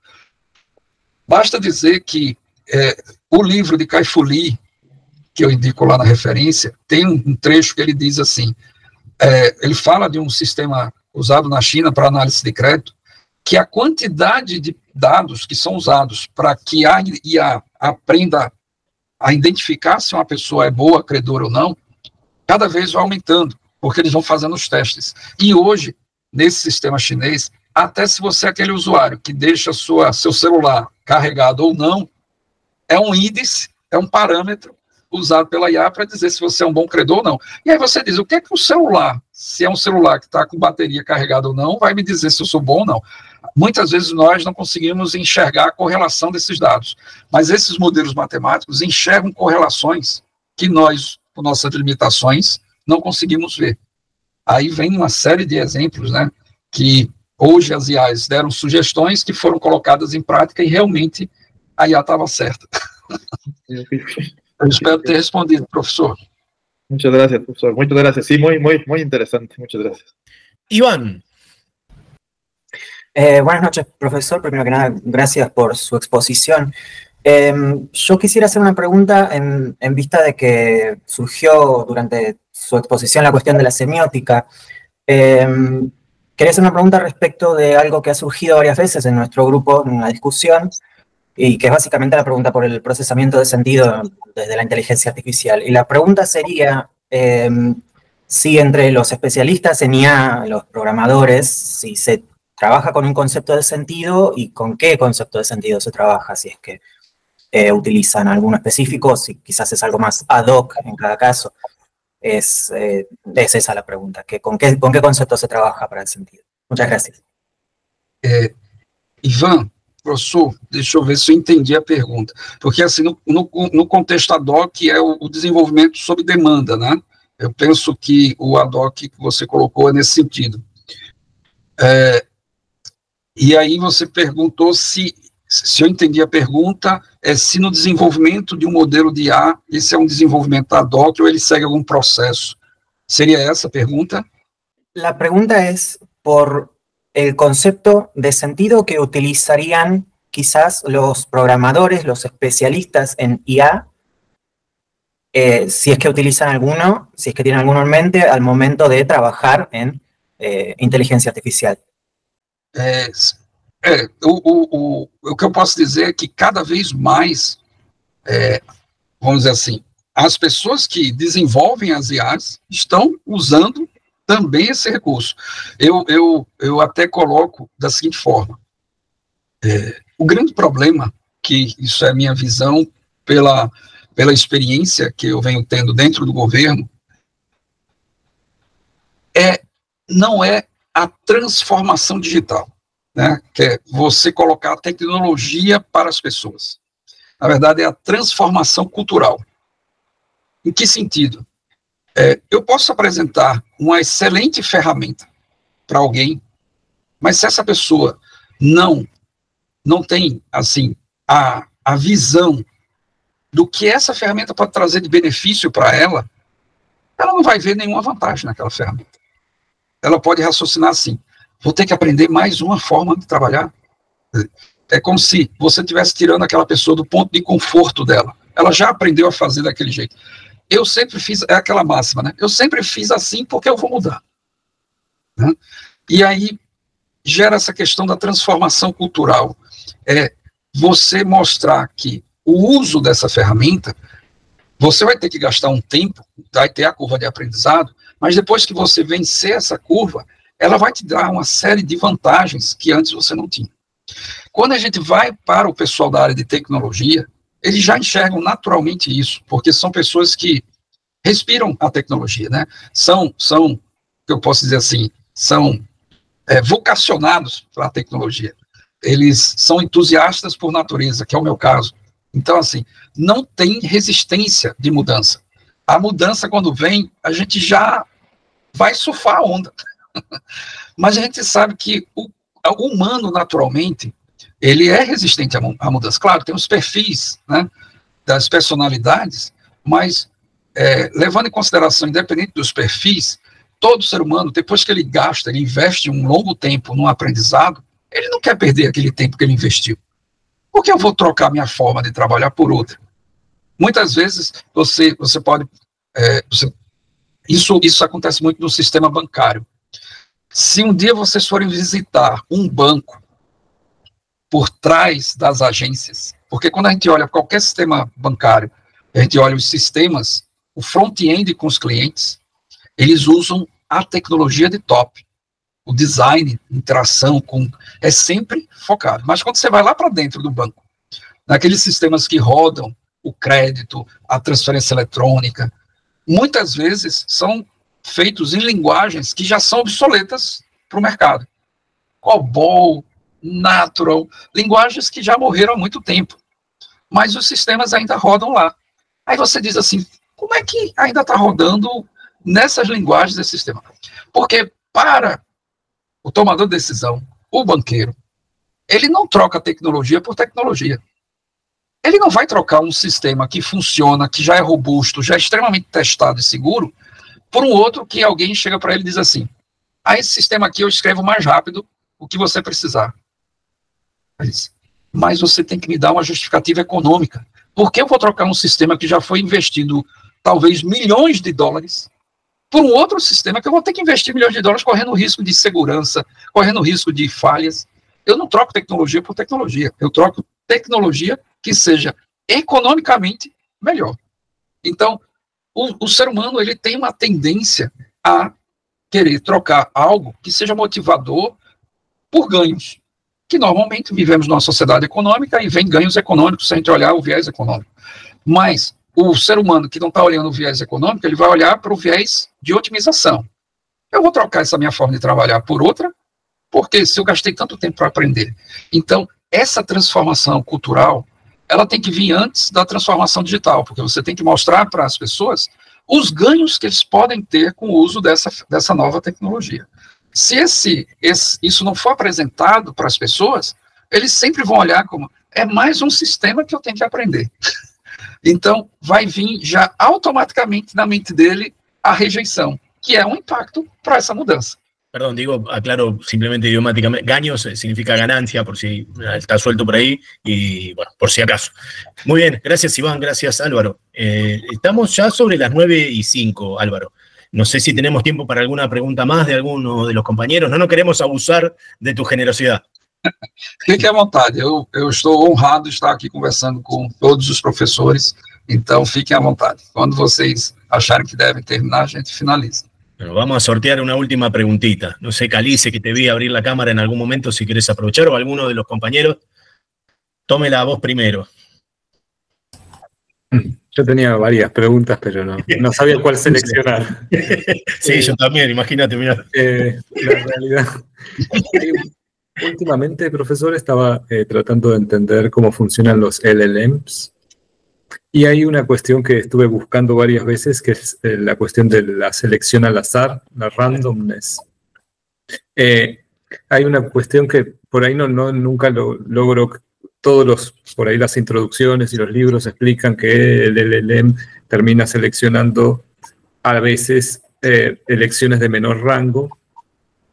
Lo que no me queda muy claro, por un lado, es si el modelo seleccionase siempre la selección de mayor rango ante un prompt igual, ¿se generaría siempre el mismo resultado? ¿O se generarían siempre resultados diferentes pese a que no haya selección de menores rangos? Perfeito. Professores, é um experimento que todos nós podemos fazer, né? Se vocês fizerem um prompt, uma pergunta, executarem, aí vocês vão ter uma resposta. Se em seguida vocês usarem o mesmo prompt e mandarem, ele não vai dar a mesma resposta anterior, ele sempre vai estar trazendo uma resposta, obviamente, direcionada, né, mas sempre usando tokens diferentes. Porque como esse modelo do LLM funciona por trás, né? Todas as palavras que são usadas são chamadas de tokens, mas lembrando que não são só palavras, né? Por exemplo, eu estou falando, eu, token, estou, token, falando, token, ponto, token. Quer dizer, todos os símbolos da comunicação são tokens. E, internamente, de uma forma, obviamente é bem complexo esse algoritmo, mas, assim, tentando simplificar, é uma ponderação. Ele é a contribuição do Ilia com aqueles outros dois desenvolvedores que eu mostrei naquele slide em 2017, que a atenção é tudo, que foi o self-attention, né? Basicamente é o seguinte, esses modelos de processamento de linguagem natural, eles analisavam os tokens sequencialmente. Mas nós não somos assim. Nós analisamos o contexto. Por isso que antes desse modelo Transformer, essas traduções eram sempre ruins. Porque, por exemplo, se alguém... Eu não sei se na Argentina, se vocês têm essa expressão idiomática, descascar abacaxi. Aqui, descascar abacaxi no Brasil quer dizer resolver um problema. Eu não sei se vocês têm... não usam, né? Não. Aí, vejam, no Brasil, se alguém diz assim, como é que eu vou descascar esse abacaxi? Tem duas possibilidades aí. Ou ele está falando de descascar a fruta, ou ele está falando de resolver um problema. Então, essa expressão idiomática é muito usada aqui. E antes, um modelo desse iria da forma descascar fruta. Ele não ia traduzir ou interpretar que era resolver um problema. Mas agora, esse modelo analisa o contexto. E quando ele analisa o contexto, se ele olhou na frase, eu recebi um boleto errado, como descascar esse abacaxi? Como ele fez a análise do contexto, ele já interpretou, o modelo conseguiu interpretar que esse descascar abacaxi é resolver um problema, porque anteriormente tinha um boleto errado. Quer dizer, uma conta. Então, veja como entender o contexto é fundamental para resolver o problema de comunicação, que é o que acontecia antes, porque antes era sequencial e os modelos traduziam, principalmente quando você ia usar a Google Translator para traduzir, era terrível, porque era justamente, não estava entendendo o contexto. Essa pequena mudança, mas que é uma grande mudança, que é a contribuição daqueles 3 pesquisadores, permitiu que o modelo analise o contexto e, na hora de responder, ele use a palavra, que é o token, de maior peso, que seria de maior relevância, para compor a saída. Só que na hora que você executa de novo, esse algoritmo, estão lembrados daquela função que ela é probabilística, que pode ser uma sigmoide, uma tangente, ela não é um valor exato, é um valor probabilístico. Ela quebra a resolução linear do problema, ela se torna não linear. Então, na segunda rodada, no segundo lançar do dado, pode ser que não saia um 2, saia um 4. E a palavra, o token que ele use para representar a saída, dos possíveis tokens que são adequados para aquele prompt, não vai ser a mesma. Então, acaba que a saída sempre é um pouco diferente. Então, se o seu objetivo é sempre criar uma IA que vai sempre responder da mesma forma, não é como um modelo de um LLM, né? O modelo LLM está sempre buscando responder da melhor forma o seu prompt. Então, ele sempre vai buscar, e vale salientar que esses modelos eles estão cada vez aprendendo mais, né? Essas Big Techs cada vez coletando mais dados, inclusive, eu só não posso dizer a fonte, porque eu não me recordo, mas aí eu posso até mandar para os professores. Mas existe um artigo que colocou que a estimativa de 2026, essas Big Techs terem gerado modelos com todos os dados que já foram produzidos pela humanidade. E qual o fator hoje limitante dessas Big Techs? É a infraestrutura. Porque o que eles gastam de energia e de água, não é só energia não, é água também, para fazer o resfriamento. É absurdo, é quase que uma pequena cidade, cada Big Tech dessa. Por isso que o CEO da OpenAI estava propondo construir usinas de 5 gigawatts, uma usina dessa dá para alimentar Nova York aí durante muito tempo, só para Big Tech, porque é um obstáculo hoje com esses modelos de máquina que nós temos, né, os modelos computacionais baseados nas máquinas de von Neumann, um padrão de Alan Turing, de entrada, processamento e saída. Por isso que novos modelos estão sendo estudados, computadores ópticos, computadores orgânicos, e a computação quântica, computadores quânticos. Isso, obviamente, vai dar um upgrade em todo esse processo que nós temos hoje nesses modelos de IA. Espero ter respondido, profesor Santiago. Sí, quizás mi pregunta era más que nada si uno pone la temperatura del LLM en cero y no deja que el LLM genere azar, siempre igualmente no se genera la misma respuesta. É porque como a resposta é probabilística, né? Sim. Ela é sempre aleatória. Isso é uma das características, né, desse modelo. Sim. Não, porque os modelos usam essas funções, são chamadas funções de ativação, justamente para ela não ser linear, né? Quando você quer uma resposta exata, aí você vai para modelos que nós chamamos de modelos dedutivos. Porque qual é a grande diferença da computação tradicional para a computação com inteligência artificial? Computação tradicional, ela é dedutiva. Você aprende uma regra. E aí você aplica aquela regra. Por exemplo, se alguém chegasse para mim e dissesse, Álvaro, vamos fazer um sistema de IA para a Universidade de Buenos Aires aprovar e reprovar os alunos. A média é 7. Aí eu ia dizer, mas não precisa fazer uma IA para isso. Você não sabe que tem tais disciplinas, cada disciplina tem um peso, o aluno, tirando a nota, multiplicado pelo peso, somando e dividindo pela soma dos pesos, você vai ter a média ponderada. Se for maior ou igual a 7, está aprovado, menor que 7 está reprovado. Dedutivo, computação clássica. Você resolve isso rapidamente. Agora, se você chegasse e dissesse assim, a gente está precisando de um sistema que diga qual a média a gente tem que aplicar. Porque hoje a gente aplica a média 7, mas a gente está achando que 7 não está avaliando o conhecimento do corpo discente. Só que a gente também não sabe se tem que aumentar ou diminuir a média. Aí eu vou dizer, aí tem que ser uma IA. Vocês têm dados, aí vocês têm avaliações dos alunos de anos, dos professores, dos coordenadores, me dê tudo isso aí. Aí ia botar um modelo, esse modelo ia aprender as características desses dados, como o alinhamento era dizer a média, depois disso ele ia dizer, pelo que eu entendi que eram as características do dado, o ideal é a média, sei lá, 5, 6, 8. Então, e o detalhe é que se você rodar de novo esse modelo, anteriormente ele pode ter dado 5, mas rodando de novo ele pode dizer 6, porque se você colocou mais dados, ele extraiu mais características desses dados, que fez com que ele tivesse uma nova distribuição dos padrões. Então, ele não é exato. A gente pode dizer que inteligência artificial é heurístico. Por quê?